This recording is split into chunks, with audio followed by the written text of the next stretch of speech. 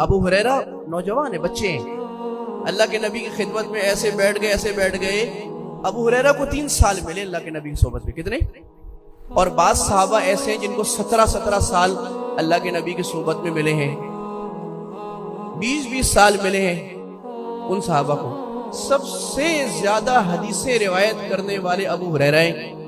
کہاں 3 سال، کہاں 20 سال۔ وہ 3 سال والے نوجوان نے اتنا علم لے لیا کہ آج کوئی محدث اپنے حدیث کے سبق میں جب تک ان ابی ہریرہ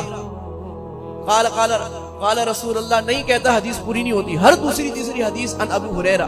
3 سال میں کیا کر لیا کہ حدیث کا علم اور اللہ کے نبی کی سنت ابو ہریرہ کے بغیر پوری نہیں ہوتی۔ تو ابو ہریرہ کو کسی نے کہا کہ ایک مرتبہ نا حجاج مروان نے بلایا ابو ہریرہ کو، کہا ابو ہریرہ کے حفظے کا امتحان لیتے ہیں۔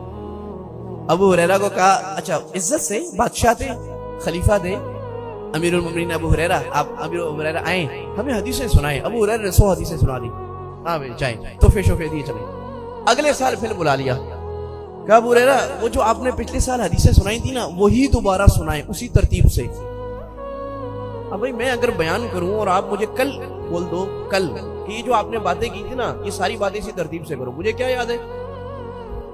1 سال بعد بتا رہے ہیں وہ باتیں بھی نہیں، حدیث جس کا ایک لفظ پکا یاد رکھنا ہے، آگے پیچھے نہیں کر سکتے، واو او بھی آگے پیچھے نہیں کر سکتے، کہ اسی ترتیب سے سنائیں۔ اور ابو ہریرہ کو سناتے ہوئے کیا پتا تھا کہ اسی ترتیب سے کوئی پوچھے گا، وہ ساری اسی ترتیب سے سنا دی۔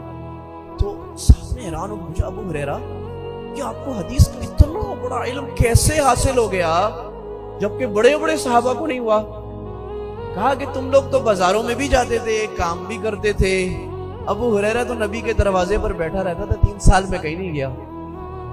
2 دن کا فاقہ ہوتا تھا، 1 دن کھانے کو ملے، 2 دن کھانے کو نہیں ملا، 3 دن کھانے کو نہیں ملا، ابو ہریرہ نبی کا دروازہ نہیں چھوڑتا تھا۔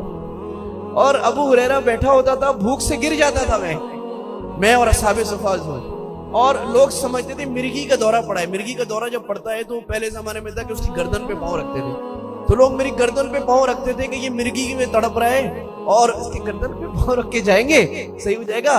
خدا کی قسم مرگی کا دورہ نہیں ہوتا تھا، بھوک ہوتی تھی، میں پھر بھی اللہ کے نبی کا دروازہ نہیں چھوڑتا۔ اس محنت نے ابو ہریرہ کے نام کو امر کر دیا۔ آج لاکھوں کروڑوں دفعہ ابو ہریرہ کا نام آتا ہے رضی اللہ عنہ مروان، حدیث کے امیر المؤمنین بالاتفاق صحابہ میں۔ یہ محنت ہے جو انسان کو باکمال